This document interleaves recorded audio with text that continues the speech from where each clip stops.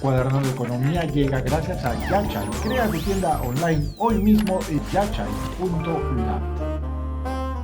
Oh, the market's not so good today. Your stocks look kinda sick. In fact, they all drop down a point each time the tickers tick.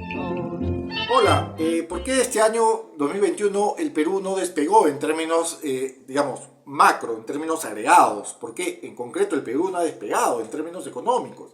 Para responder esta pregunta hay que analizar aquella disonancia, vamos a llamarla así, cognitiva económica, entre un crecimiento brutal en el 2021 de 2 dígitos, tras haber caído igualmente 2 dígitos en el 2020, versus la bajísima calidad, la bajísima impronta en función a qué cosa, al empleo. Y eso nos lleva evidentemente a enfocarnos y observar cuál ha sido el desempeño de la economía real. La economía real, que lo dicho, explica demanda, explica consumo, explica chamba. A ver, existe evidentemente un escenario base, que fue el 2020, donde tras una caída de 2 dígitos, hemos encontrado un 2021 avanzando en términos estadísticos. Ojo, hablo de estadística tan solo, igualmente en 2 dígitos hacia el alza. ¿Esto es saludable? La verdad es que es un número más. O sea, a ver, caer en 2 dígitos para luego rebotar en 2 dígitos, la verdad que, por lo menos de momento, a mí no me dice absolutamente nada. Simplemente se trata de un efecto estadístico, con lo cual creo que nuestro escenario base tiene que mirar hacia otro lado, ¿no es cierto? Y ese otro lado se llama mercado laboral. Y en el mercado laboral estamos con datos en función a lo que nos dice la autoridad estadística local, que es el INEI. Estamos mal, estamos extremadamente enfriados. Tenemos una caída para el último trimestre móvil, ¿no?, en función al paro, al desempleo, de 2 dígitos. En tanto el subempleo, es decir, esa capacidad que tienen las y los peruanos de buscarse la vida, de ganarse la vida, ha aumentado igualmente en 2 dígitos para el trimestre móvil. Prueba de ello, por ejemplo, es que la clase media trabajadora no privilegiada ha dejado de acceder, por ejemplo, a seguros privados, ¿no? ¿Por qué? Porque ya presupuestalmente una situación post-pandémica, donde el deterioro en función al mercado laboral ha sido tan fuerte, obliga a esta clase media trabajadora, que además está sobreendeudada, a buscar alternativas presupuestales, ¿verdad? Entonces la conclusión, la gran conclusión o la conclusión temporal es la siguiente: no existe un entorno tras este 2021 donde se encuentre, donde se halle cierto bienestar económico, ¿verdad? Pese a un crecimiento que sí podríamos repetir, insisto, sí podríamos decir que fue puramente estadístico, ¿verdad? Entonces existe, a ver, otras reflexiones, ¿no? Existe una disonancia cognitiva entre la recuperación económica aparente, ¿no?, por lo menos estadística, y un nivel de empleo que, lo dicho, está muy frío. 2 pruebas así rapiditas, un paréntesis, 2 pruebas de ello está pues en la calidad del empleo y la fuente del empleo. Por un lado tenemos un empleo, de acuerdo con el INEI, independiente, desde la horquilla o rango de independientes y autónomos, que ha desde luego aumentado, avanzado. Es decir, el empleo autónomo, ¿no?, de los independientes ha avanzado. Ahora, esto no es tanto una buena noticia, porque estamos hablando de que probablemente ahí esté dentro de esta horquilla de avance en términos de empleo para autónomos el subempleo, lo que dije anteriormente. En tanto, hay menos empleo, de acuerdo, repito, con el INEI, en función a asalariados y formales, que componen alrededor del 20% de la horquilla del mercado laboral, tomando en cuenta que 4/5 de este mercado local de nuestra economía la componen informales, ¿verdad?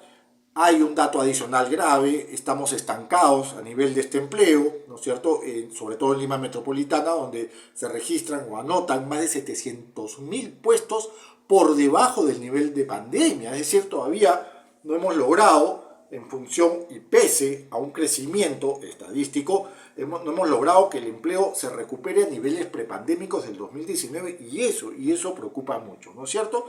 Entonces, otra conclusión adicional: ¿se ha avanzado en términos de informalidad? Por supuesto que sí, no solamente en términos de informalidad, sino que hemos visto que hay o existe un deterioro en el 2021 de la clase media trabajadora, o mejor dicho, en el 2020 de la clase media trabajadora, que felizmente se está recuperando en el 2021, pero no es suficiente, ¿verdad? Entonces, esta horquilla, este rango de trabajadoras y trabajadores han salido informales, no informales, pero sí subempleados, han salido pues a ganarse la vida, a inventarse el empleo y evidentemente con el deterioro en función a sus salarios reales. Habida cuenta una inflación que viene avanzando. Las consecuencias son baja productividad y muy baja calidad en función al, valga la redundancia, la calidad del empleo, ¿no es cierto? A ver, ¿qué hacer ante esta situación ya como conclusión? A ver, hay que resolver sin lugar a dudas males estructurales, pero eso probablemente sea a largo plazo. La informalidad, 4/5 de informalidad en el mercado laboral no se van a resolver de la noche a la mañana. Hay que generar planes, estrategias, mesas multisectoriales, comisiones al interior del Ejecutivo, con el apoyo de un legislativo. Eso es recontra difícil con la calidad de congresistas que tenemos. Bueno, hay que generar espacios multisectoriales para solucionar el tema y para empezar ya realmente con una política estratégica que combata la informalidad, ¿no es cierto? El gasto público, mejorarlo en función al empleo. O sea, a ver, el gasto público sí genera chamba, vamos, que sí la genera, pero ¿es chamba de calidad?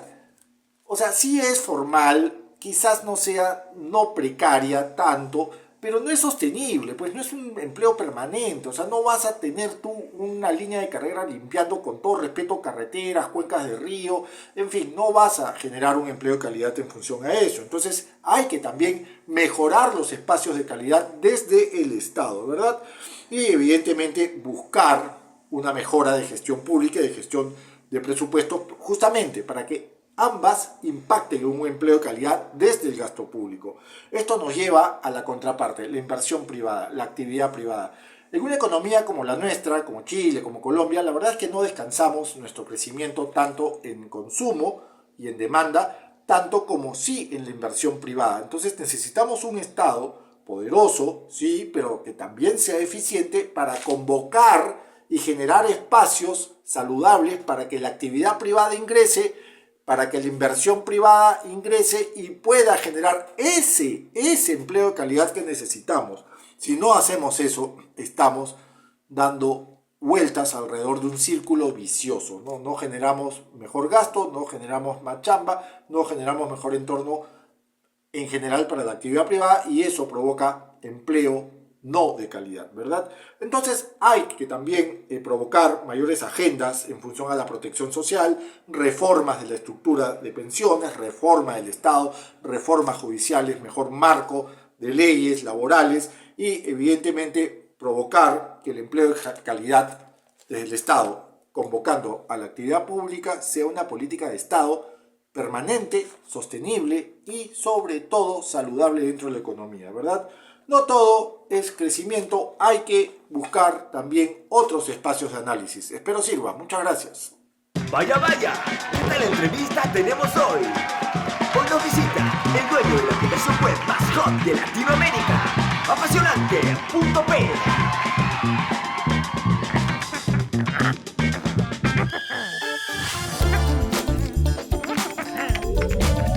Registrar tu dominio es el primer gran paso. Cómpralo en yachai.lat y encarna tus sueños.